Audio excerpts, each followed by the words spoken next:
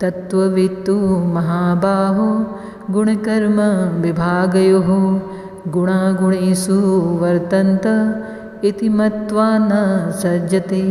परंतु हे महाबाहो, गुण विभाग और कर्म विभाग के तत्व को जानने वाला ज्ञान योगी संपूर्ण गुण ही गुणों में बरत रहे हैं ऐसा समझकर उनमें आसक्त नहीं होता। इस श्लोक को थोड़ा विस्तार से समझने की आवश्यकता है। प्रकृति के 3 गुण होते हैं, सत्व, रजस और तम। ये तीनों गुण हर किसी और हर चीज़ में मौजूद है। प्रत्येक गुण एक विशिष्ट विशेषता से जुड़ा है। सत्व स्वयं को पवित्रता, ज्ञान और सद्भाव के रूप में प्रकट करता है। यह अच्छाई, खुशी, संतुष्टि, बड़प्पन और संतोष की विशेषता है। सत्व गुण भय, हिंसा, क्रोध और द्वेष से मुक्त है।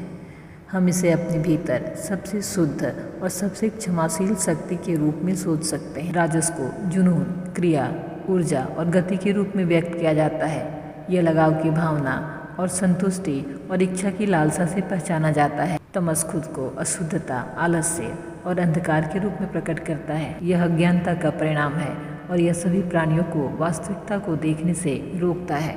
ये 3 गुण ही बुद्धि, अहंकार, मन, आकाशादि 5 सूक्ष्म महाभूत, श्रोतादि 10 इंद्रियां और शब्दादि 5 विषय इन 23 तत्वों के रूप में परिणत होते हैं। इन 23 तत्वों का समुदाय ही गुण विभाग है।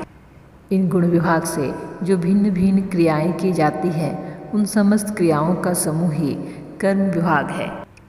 इस तरह गुण विभाग और कर्म विभाग सब प्रकृति का ही विस्तार है। ये सभी जड़, क्षणिक, नाशवान और विकारशील है, मायामय है, स्वप्न की भांति बिना हुए ही प्रतीत हो रहे हैं।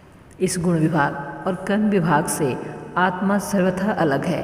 आत्मा का इनसे जरा भी संबंध नहीं है। वह सर्वथा निर्गुण, निराकार, निर्विकार, नित्य, शुद्ध, मुक्त और ज्ञान स्वरूप है।